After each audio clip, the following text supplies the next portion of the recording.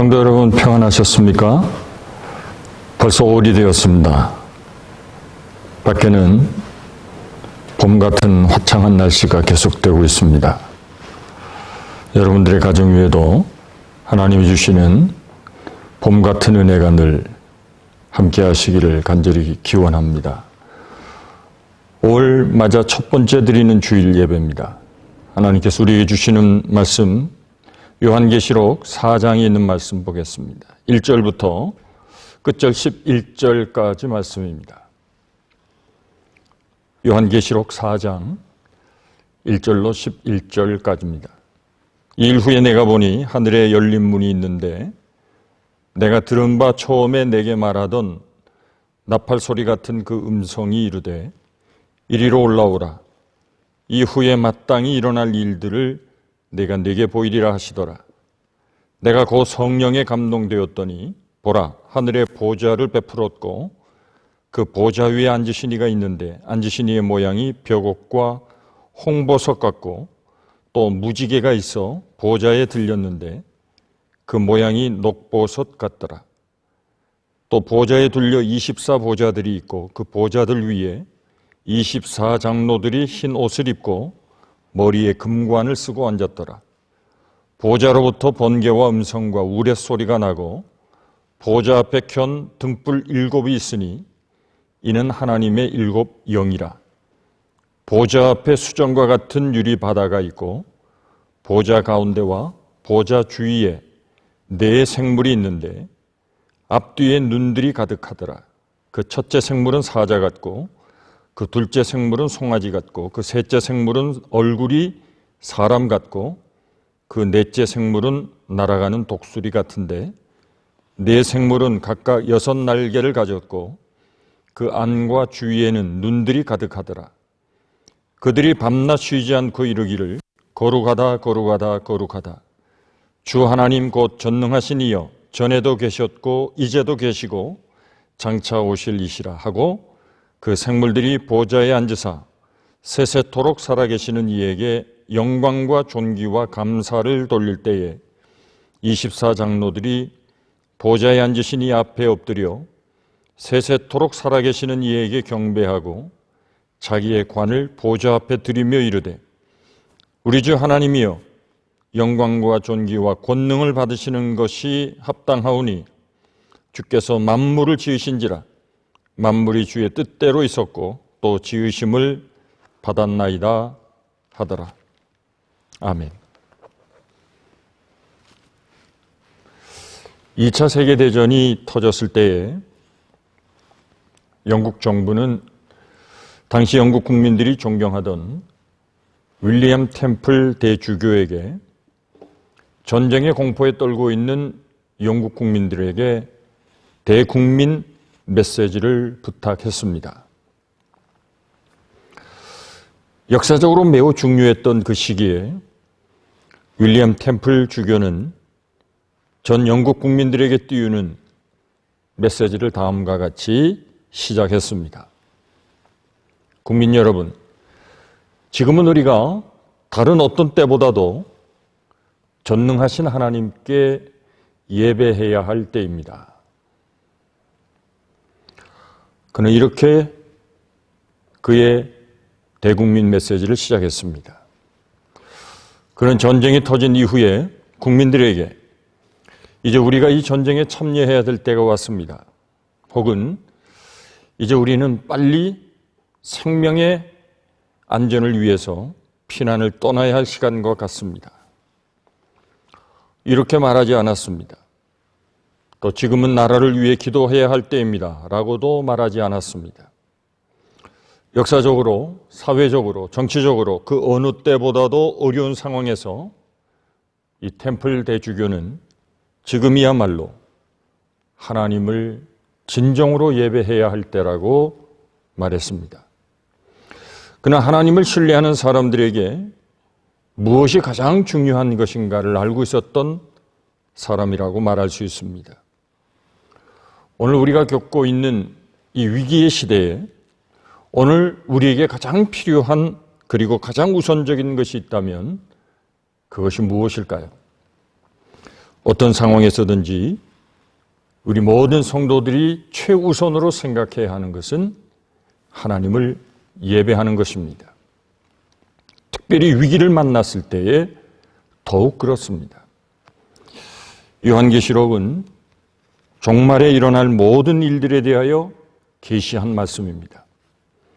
이 요한계시록의 가장 중요한 내용은 예수님께서 이 땅에 오실 때에 이루어질 이 땅에서 하나님의 심판에 대해서 말씀하고 있습니다. 어떻게 인류의 역사를 심판하실 것인가? 이것이 주요 메시지입니다. 그리고 그 심판에 대한 본격적인 드라마는 6장부터 시작이 됩니다. 사실 3장까지는 서론에 불과하고 이제 본론은 6장에서부터 시작이 될 것입니다. 그 사이에 4장, 5장에 삽입되어 있는 이 말씀은 하늘나라에서 천사들과 먼저 부름을 받은 성도들이 어떻게 하나님을 예배하는가에 대하여 보여주신 하늘의 계시의 말씀입니다. 사도 요한은 하나님의 나라에서 이루어지는 하나님을 향한 이 아름다운 예배의 광경을 오늘 4장에서 이렇게 기록해 둔 것입니다. 그런데 좀 이상하지 않습니까? 왜 하나님은 이 마지막 시대에 하나님의 심판을 보여주시기도 전에 사도 요한으로 하여금 하늘나라의 예배의 광경을 먼저 보게 하셨을까요? 이에 대해서 한 신학자는 다음과 같은 해석을 남겼습니다. 하늘의 영광을 본 자라야 땅에서의 비극을 이겨낼 수 있다. 하나님의 영광을 본 사람만이 사람의 수치와 실패를 극복할 수 있다라고 말했습니다.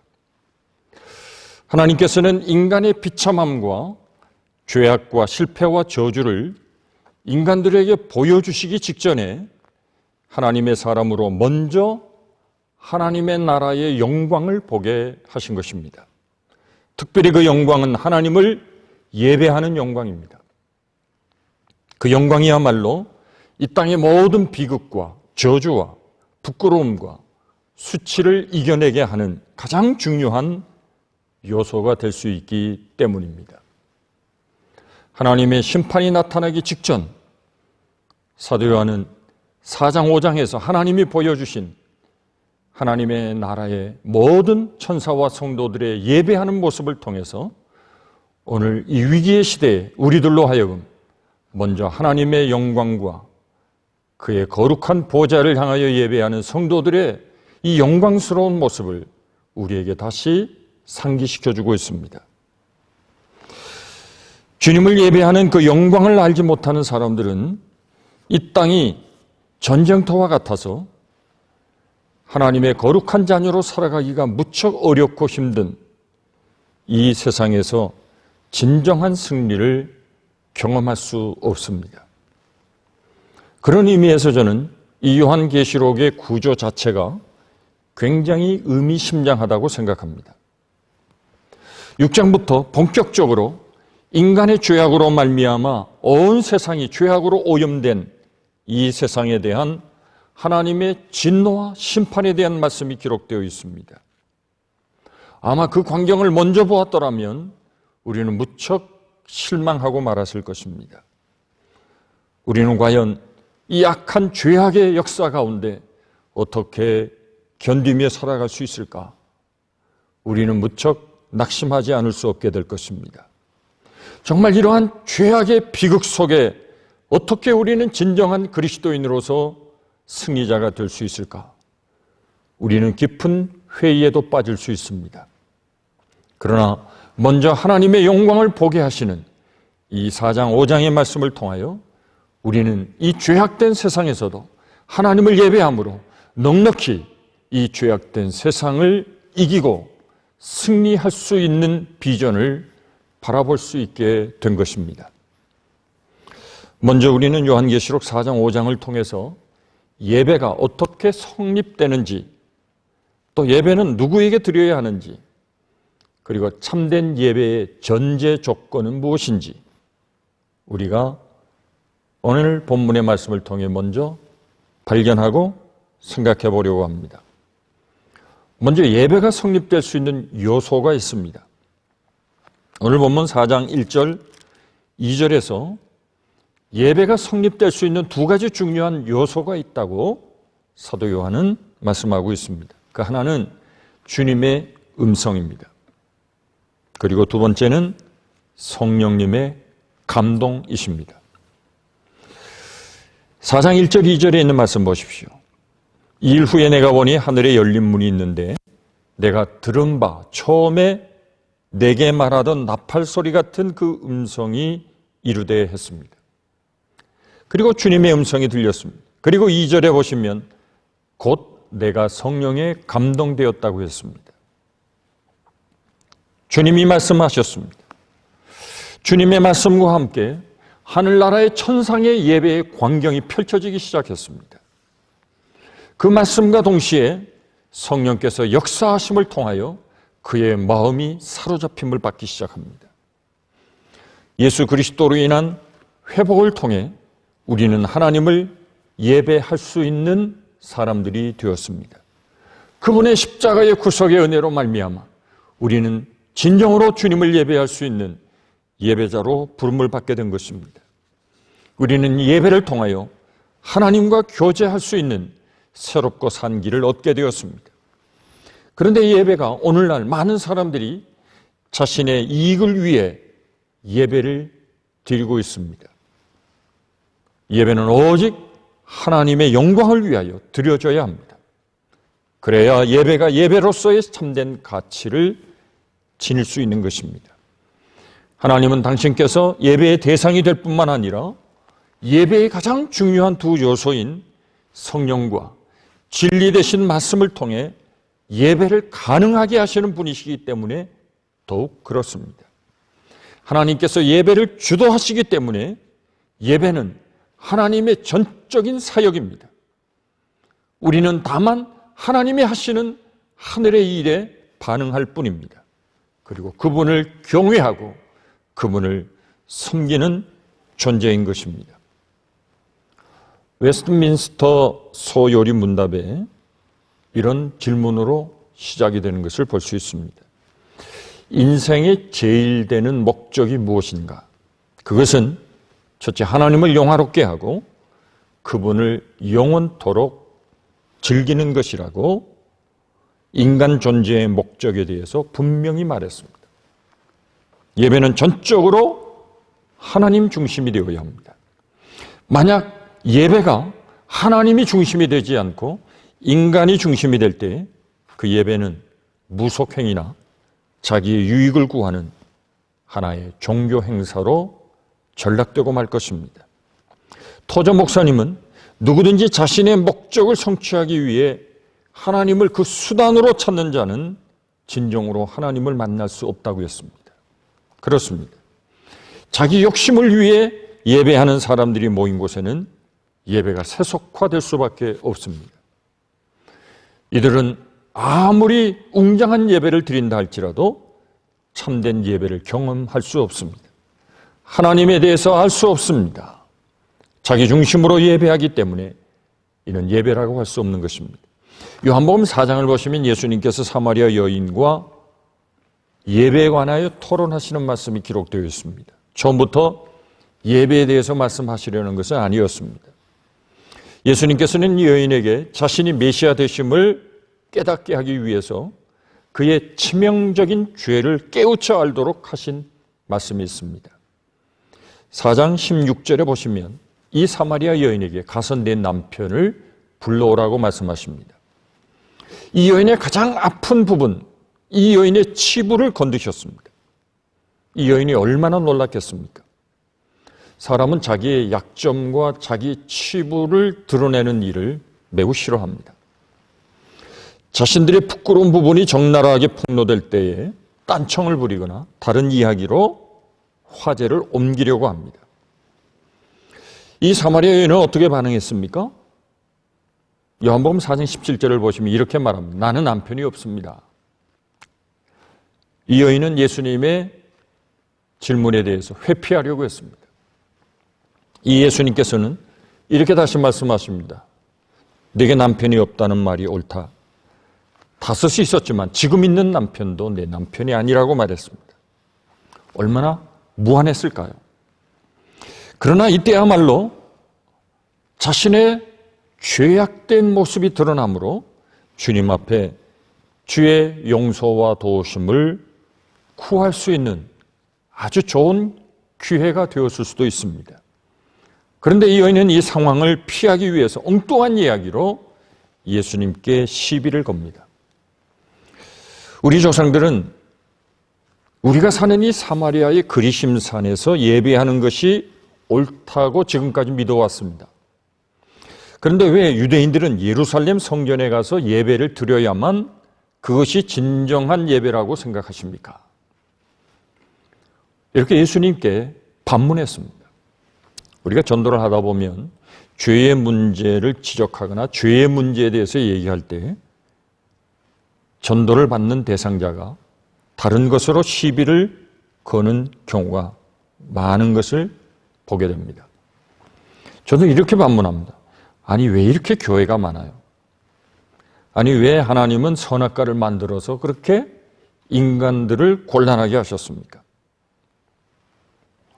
이렇게 되물어서 오히려 반박하려고 합니다. 지금 사마리아 여인도 마찬가지입니다.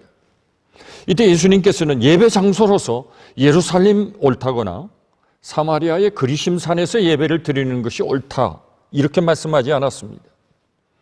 이 사마리아 여인과의 대화에서 내렸던 가장 중요한 결론은 요한복음 4장 24절의 말씀처럼 하나님 앞에 드려지는 예배는 신령과 진실한 마음으로 하나님을 예배해야 한다는 것이었습니다.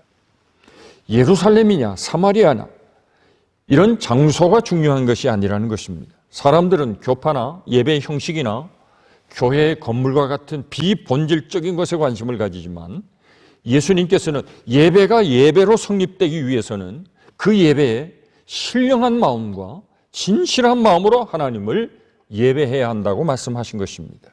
여기 신령이라고 하는 말은 성령 안에서라는 말입니다. 다시 말하면 하나님 앞에 예배하는 것은 영적인 예배를 드려야 한다는 것입니다. 하나님이 영이시기 때문에 그렇습니다. 그래서 우리가 성령 안에 하나님을 예배할 수 있어야 한다는 것입니다. 진정한 예배는 하나님의 임재가 있어야 합니다.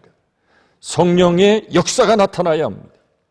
또 주께서 말씀과 진리를 통해서 우리에게 말씀하시는 주의 말씀의 선포가 있어야 합니다. 이 다른 모든 것이 다 갖추어져서도 성령과 진리라는 이 두 요소가 없으면 진정한 예배가 될 수 없습니다. 그러면 예배의 대상이 누구인가요? 요한계시록 4장 5장을 보시면 예배를 받으시는 분이 누구인가에 대해서 우리에게 말씀하고 있습니다. 그것은 대답할 이유도 없이 성부와 성자와 성령 삼위일체 하나님이십니다.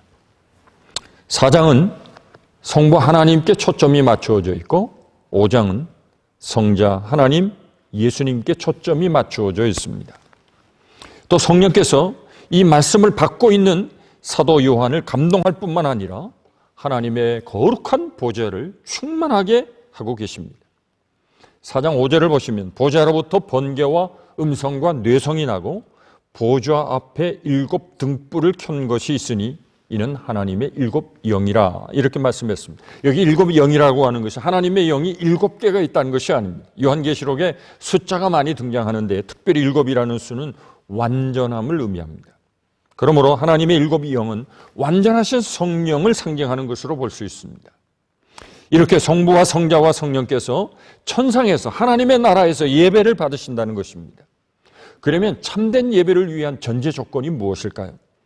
하나님이 받을 수 있는 참된 예배를 드리기 위해서 우리는 어떻게 해야 할까요? 그게 2가지로 말씀드릴 수 있습니다. 첫째는 하나님이 어떤 분이신지를 알아야 합니다. 우리가 예배하는 예배 대상이 누구신지에 대한 분명하고 확고한 믿음이 있어야 합니다. 예배에 대해서 여러 가지 정의가 있습니다만 제가 발견한 예배에 대한 정의를 소개한다면 예배는 하나님의 하나님 되심과 하나님께서 우리를 향하신 일에 대한 피조물된 우리 인간의 응답이라고 말할 수 있습니다. 하나님은 하나님 되심을 우리에게 드러내셨습니다. 우리는 그 하나님을 다만 찬양하고 그분께 영광을 돌리는 것입니다. 그래서 예배가 진정한 예배가 되기 위해서는 우선 하나님이 누구신지를 알아야 합니다. 주일 예배 시간에 참석했다고 해서 다 예배를 드렸다고 할 수 없습니다. 정말 하나님을 알지 못하는 사람은 하나님의 하나님 되심에 대한 가치를 알지 못합니다. 예배를 의미하는 영어 단어가 worship입니다. 그것은 worth라는 말에서 파생이 되었습니다. 다시 말하면 예배를 드리는 대상의 가치를 인정한다는 뜻을 내포하고 있는 말씀입니다. 그래서 worship은 내 인생, 내 삶의 모든 것 되시는 내 삶의 모든 가치를 그분 앞에 다시 돌려드리며 예배하는 것입니다. 존 파이퍼 목사님은 예배는 우리가 하나님의 가치가 내뿜는 찬란한 광채를 받아서 기쁜 마음으로 하나님께 다시 반사해 돌려드리는 하나의 방법이라고 말했습니다. 그렇습니다. 우리는 하나님의 진정한 뜻을 깨닫고 그분이 우리를 통해 일하시고 이 땅의 역사를 홀로 주장해 주시는 창조주가 되시는 구속자가 되시는 그분을 인정하고 그분께 영광을 돌리는 것입니다. 오늘 본문을 보시면 하나님이 누구신가에 대한 강조점이 여러 군데 기록되어 있습니다. 8절을 보시죠. 네 생물이 각각 6 날개가 있고 그 안과 주위에 눈이 가득하더라 그랬습니다. 그들은 밤낮 쉬지 않고 이렇게 말했습니다. 거룩하다 거룩하다 거룩하다. 주 하나님 곧 전능하신 이여 전에도 계셨고 이제도 계시고 장차 오실 자라고 했습니다. 보좌에 앉으신 하나님을 향하여 네 생물이 찬송을 드리고 있습니다. 이 네 생물은 아마도 하나님을 보좌하는 천사들로 생각을 합니다. 그리고 천사들만 예배하는 것이 아닙니다. 24장로들도 예배한다고 10절에 기록되어 있습니다. 여기 24장로들에 대해서 많은 논란이 있지만 일반적으로 이렇게 생각합니다. 신구약 시대를 통틀어 구원받은 성도들을 대표하는 숫자라고 말합니다. 아마 이것이 지배적인 해석이라고 봅니다. 구약에 보시면 하나님께서 하나님의 선택하신 이스라엘 백성들을 12지파로 묶으셨습니다. 신약시대에는 예수님께서 12제자를 선택하셨습니다. 그래서 신구약을 합하여 24가 되기 때문에 이 24장로를 신구약 시대에 이르러 하나님의 구속의 은혜에 동참하고 하나님이 선택하신 하나님의 자녀들을 대표하는 숫자라고 말할 수 있습니다. 이렇게 24장로와 네 생물들이 하나님을 예배하면서 드리는 찬양을 주목해 보시면 그 찬양의 내용은 3가지로 강조되고 있다는 것을 알 수 있습니다. 첫째는 하나님의 전능하심입니다. 두 번째는 하나님의 거룩하심입니다. 그리고 세 번째는 하나님의 영원하심입니다. 이 3가지의 속성은 하나님을 하나님 되게 하는 하나님의 속성이라고 말할 수 있습니다. 독특성입니다. 그러기에 하나님과 우리 인간은 구별될 수밖에 없습니다. 절대적으로 거룩하시고 전능하시며 영원하신 하나님 앞에 설 때 우리는 말할 수 없는 죄인임을 고백하지 않을 수 없습니다.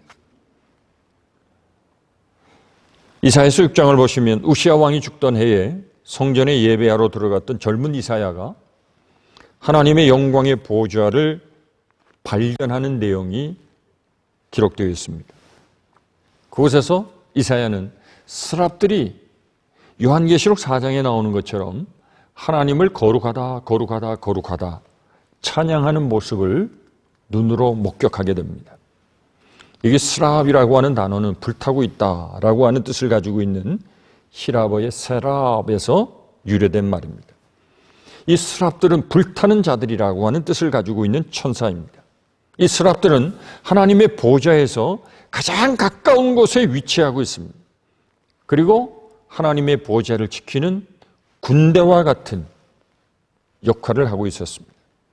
이 영적 존재들이 불타는 자들이라고 명령된 것은 아마도 그들이 하나님과 가장 가까이 있기 때문이었을 것입니다. 이스라엘이라고 하는 하나님의 말씀, 성경에서 오직 이사야 6장에만 언급되고 있을 만큼 저들은 매우 고귀한 자들입니다. 이사야는 이런 하나님의 놀라운 보좌를 눈으로 목격한 것입니다. 그 사람들이 하나님의 보좌를 향하여 찬양하는 모습을 보았습니다. 6날개를 가지고 있었습니다. 오늘 요한계시록에 등장하는 6날개와 똑같습니다. 얼굴을 가리고 발을 가리고 나머지 2날개로는 날고 있었습니다. 스랍들이 자신의 얼굴을 가려 쓴 것은 감히 거룩하신 하나님을 바라볼 수 없었기 때문일 것입니다. 마치 캄캄한 어둠 속에 있다가 순식간에 밝은 태양빛을 본다면 우리의 눈은 감히 태양을 볼 수 없어 눈을 가릴 수밖에 없을 것입니다. 그리고 모든 것을 꿰뚫어 하시는 분, 나의 중심과 내 생각을 아시는 그분 앞에 내가 섰다고 생각해 보십시오.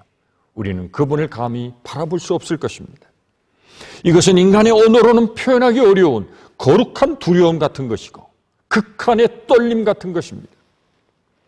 완전히 도덕적으로 거룩하신 흠이 없으신 그분 앞에 서게 될 때 우리는 엎드릴 수밖에 없습니다.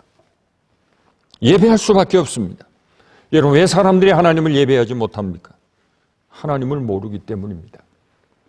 이 시대가 예배에 대한 열정을 상실한 것은 하나님을 알지 못하기 때문입니다. 하나님이 어떤 분이신가를 참으로 아는 자라면 주님 앞에 엎드릴 수밖에 없습니다. 거룩하신 그분을 찬양할 수밖에 없습니다. 두 번째, 하나님이 우리를 위해서 어떤 일을 하셨는지를 알아야 합니다. 우리가 정말 하나님을 예배하기 위해서는 하나님이 누구신가를 알아야 될 뿐 아니라 그분은 어떤 일을 우리를 위하여 하고 계시는 분인지 그분을 알아야만 합니다. 4장에서는 성부 하나님에 대해서 말씀하고 있다는 것을 말씀드렸습니다.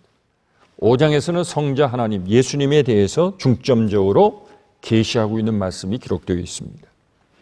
각 장에서 계시된 하나님의 행하심을 잠시 좀 살펴보도록 하겠습니다.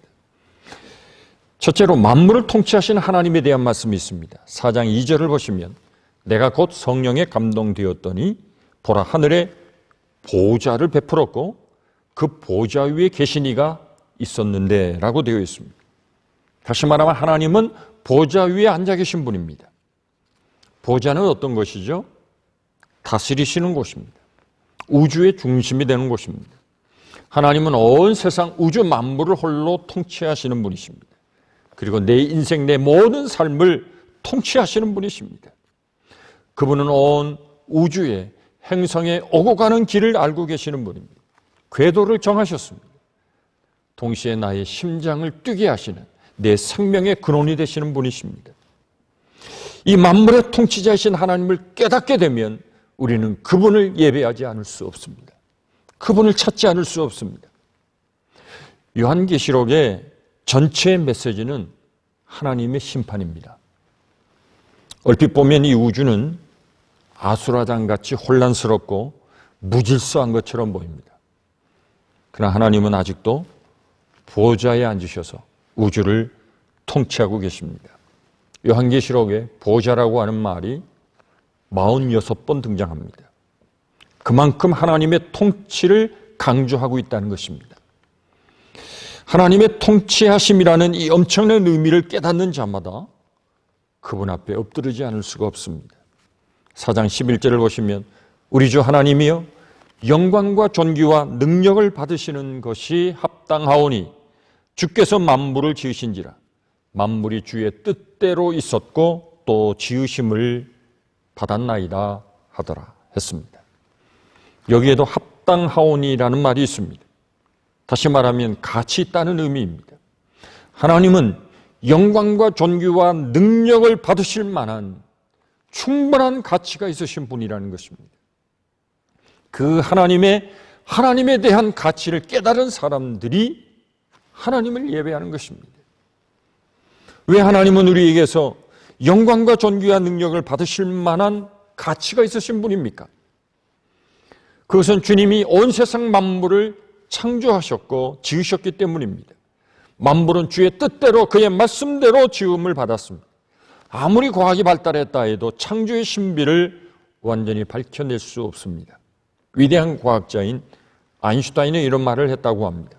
과학과 신앙의 동질성은 경이로움에 기초하고 있다고 말했습니다. 과학자는 자신들이 탐구하는 것을 통해 놀라움을 발견하고 그것들을 분석합니다. 그러나 신앙인들은 이 하나님의 엄청난 경의에 대하여 놀라면서 창조주이신 하나님 앞에 엎드리는 것입니다. 예배를 잘 드릴 수 있는 사람은 하나님의 하나님 되심에 놀랄 수밖에 없는 사람들입니다. 나 같은 죄인을 불러 구원해 주신 그 하나님의 놀라우신 은혜. 이 수많은 인생들 가운데 나 같은 사람을 선택하여 불러 뽑아내시고 우리를 주님의 거룩한 뜻대로 불러 하나님의 자녀 삼아주신 이 그분의 특별하신 은혜와 사랑을 생각하면 우리는 그 하나님을 찬양하지 않을 수 없습니다. 만물을 심판하시는 예수님을 생각해 보셨나요? 물론 하나님은 심판자이시지만 요한복음을 보시면 성부 하나님께서 심판하는 권세를 아들 예수 그리스도에게 위임하시는 내용이 있습니다. 요한계시록 6장부터 심판이 시작이 되는데 그 심판은 인봉을 떼는 것으로 심판의 진행을 설명하고 있습니다. 그래서 6장 1절부터 보시면 첫째 인을 떼니라는 말씀으로 시작을 합니다. 이 인봉을 떼는 자, 그분이 바로 심판자라는 것입니다. 누가 심판자가 될 수 있습니까? 5장 1절을 보시면 내가 보니 보좌에 앉으신 이의 오른손에 책이 있으니 안팎으로 썼고 7인으로 봉하였다라고 했습니다. 내가 보니까 힘 있는 천사가 큰 음성으로 외치기를 누가 책을 펴며 그 인을 떼기에 합당하냐 라는 말씀이 있습니다. 누가 책을 펴요 그 인봉을 제거할 수 있느냐는 것입니다. 이것을 할 수 있는 사람이 누구냐 하는 것입니다. 이 말을 다른 말로 표현하면 누가 심판자가 될 수 있느냐 하는 것입니다. 인간은 어느 누구를 막론하고 하나님의 심판을 받을 수밖에 없습니다. 인간은 결코 심판자가 될 수 없습니다. 모든 사람이 다 죄를 범하였기 때문입니다. 그러나 예외가 되는 대상 한 분이 계십니다. 그는 사람으로 오셨지만 하나님이신 예수 그리스도이십니다. 그분만이 심판자가 될 수 있습니다. 5장 3절 4절에 있는 말씀을 보십시오. 하늘 위에나 땅 위에나 땅 아래에 능히 그 두루마리를 펴거나 보거나 할 자가 없더라. 그 두루마리를 펴거나 보거나 하기에 합당한 자가 보이지 아니하기로 내가 크게 울었더니 했습니다. 사도 요한이 하나님을 향하여 이렇게 질문합니다. 그러면 누가 이 세상을 심판합니까? 누가 기어이 이 땅에 하나님의 뜻을 이룰 수 있습니까? 크게 울면서 누가 이 세상의 심판자가 될 것인지에 대하여 질문하고 있습니다. 5장 1절에 있는 말씀처럼 이 봉해진 책을 떼어 보게 할 사람이 누구냐고 그렇게 말씀하신 것을 사도 요한은 다시 되받아 그렇다면 이 세상에 누가 심판자가 될 수 있는지를 하나님께 질문하고 있습니다. 이에 대한 대답이 5절에 있습니다. 장로 중에 한 사람이 내게 말하되 울지 마라. 유대 지파의 사자 다윗의 뿌리가 이겼으니 그 두루마리와 그 7인을 떼시리라 하더라 했습니다. 다윗의 후손으로 오신 예수 그리스도께서 홀로 심판자가 되시기에 합당하다는 말입니다. 예수님은 심판자이십니다. 우리를 심판하실 분, 인류를 심판하실 분, 만물을 심판하실 분이십니다. 모든 피조물이 한날에 그분 앞에 심판을 받아야 합니다. 그때가 올 것입니다. 그렇다면 그분이야말로 우리 예배를 받기에 합당하신 분이 아니실까요? 우리를 구속하신 예수님, 5장 9절 10절에 있는 말씀을 보시면 이런 말씀이 있습니다. 그들이 새 노래를 불러 이르되 두루마리를 가지시고 그 인봉을 떼기에 합당하시도다. 일찍이 죽음을 당하사 각 족속과 방언과 백성과 나라 가운데에서 사람들을 피로 사서 하나님께 드리시고 그들로 우리 하나님 앞에서 나라와 제사장을 삼으셨으니 그들이 땅에서 왕노릇 하리로다 하더라. 여러분, 우리가 무엇 때문에 그분 앞에 찬양을 드립니까? 그것은 그분이 우리를 피로 사셔서 우리를 구속하셔서 하나님 앞에 드린 구원의 사건 때문입니다. 구속의 사건 때문입니다. 각 족속과 방언과 백성과 나라 가운데서 복음을 듣는 자들이 전혀 새로워진 하나님의 사람으로 주님 앞에 설 수 있도록 그분이 우리의 죄를 대신하여 보혈의 피를 흘려 우리를 하나님의 자녀가 되게 하신 바로 예수 그리스도이시기 때문입니다. 성경적인 예배는 그리스도를 영접한 하나님의 자녀들이 하나님께 드리는 것입니다. 이것은 훌륭한 예식을 드리는 것을 뛰어넘어 예배자 자신의 삶을 하나님 앞에 거룩한 산 제물로 드리는 것을 의미합니다. 5장 12절을 보십시오. 큰 음성으로 이르되 죽임을 당하신 어린 양은 능력과 부와 지혜와 힘과 존귀와 영광과 찬송을 받으시기에 합당하도다. 이렇게 찬양하고 있습니다. 여기에서도 합당하도다 하는 말이 나옵니다. 주님은 존귀와 영광과 찬송을 받으시기에 너무도 합당하신 이유는 그분이 우리를 위하여 죽임을 당하였기 때문이라고 했습니다. 창조의 신비 못지않게 놀라운 사실은 하나님이 인간의 몸을 입고 이 땅에 오셔서 나 같은 사람을 구원하기 위하여 나의 저주와 나의 죄악과 나의 죽음을 대신 짊어지셨다는 사실입니다. 최초의 인간은 하나님을 그 삶의 중심으로 삼고 그분의 뜻과 그 계획을 이루기 위해 하루하루 그분과 교제하고 그분과 사랑의 대화를 나누는 존재였습니다. 이것이 바로 진정한 의미의 예배자라고 말할 수 있습니다. 그러나 첫 번째 인간 아담은 하나님의 선하심과 사랑을 의심하여 범죄하게 됩니다. 하나님의 말씀을 거스리고 불순종함으로 그 이후부터 인간은 하나님을 피하기 시작했습니다. 하나님과 인간의 관계가 파괴된 것입니다. 타락한 이스라엘 민족을 애굽에서 구원하신 목적이 무엇이었을까요? 출애굽기를 보시면 그것은 하나님을 예배하는 것이었습니다. 모세는 하나님의 명령으로 바로 앞에 가서 목숨을 걸고 내 백성을 내보내달라는 하나님의 음성을 전하게 됩니다. 그리고 내보내야 하는 이유가 있음을 당당하게 밝혔습니다. 여호와의 백성이 여호와 하나님을 예배하기 위해서라고 말했습니다. 출애굽기 8장 1절을 보시면 여호와께서 모세에게 이르시되 너는 바로에게 가서 그에게 이르기를 여호와의 말씀에 내 백성을 보내라 그들이 나를 섬길 것이니라 했습니다. 예수님이 이 땅에 오신 목적이 무엇입니까? 수많은 선지자들의 피를 아낌없이 이 땅에 흘리신 사랑하는 아버지 하나님의 목적은 무엇입니까? 바로 하나님과 우리 사이에 깨어진 관계를 회복시키기 위함입니다.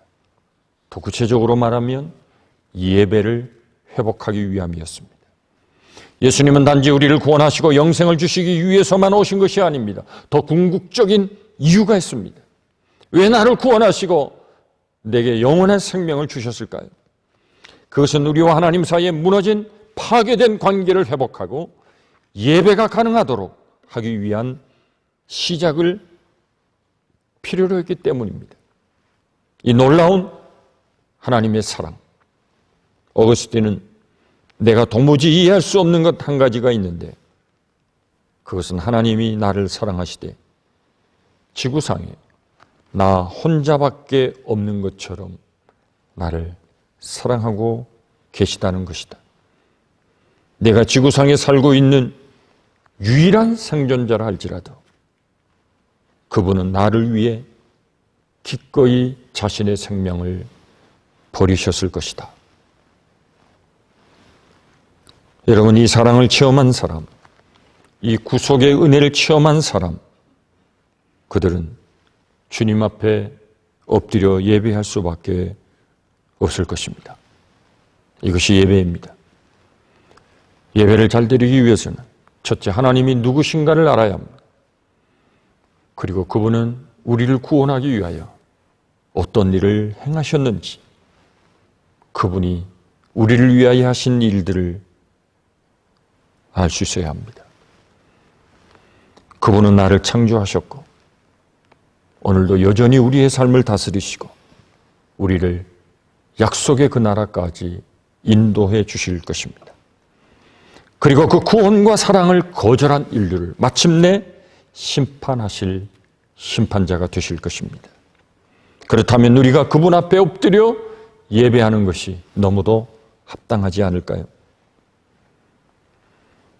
마지막으로 토저 목사님은 참된 예배는 인격적으로 그리고 어찌할 수 없을 만큼 하나님과 깊은 사랑에 빠지는 것이다. 하나님의 사랑을 경험한 사람이 하나님을 사랑하는 그 사랑을 다른 대상으로 옮긴다는 것은 감히 생각할 수도 없는 일이라고 말했습니다. 이것이 예배입니다.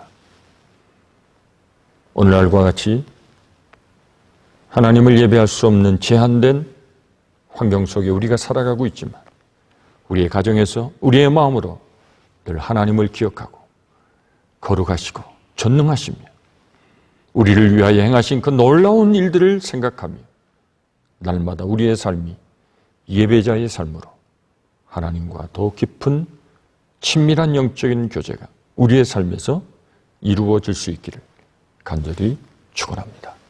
기도하겠습니다.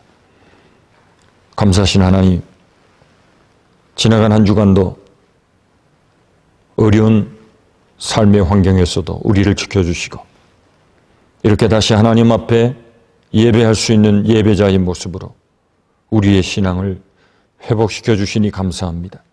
일생에 하나님을 예배하는 주님을 위한 거룩한 산 제사로 영광을 돌리게 하시며 하나님의 기뻐하시는 성도의 삶을 늘 살아가며 그분을 찬양하고 그분의 이름을 온 세상에 자랑하며 선포하며 증거하는 참된 그리스도인들이 되도록 축복해 주옵소서.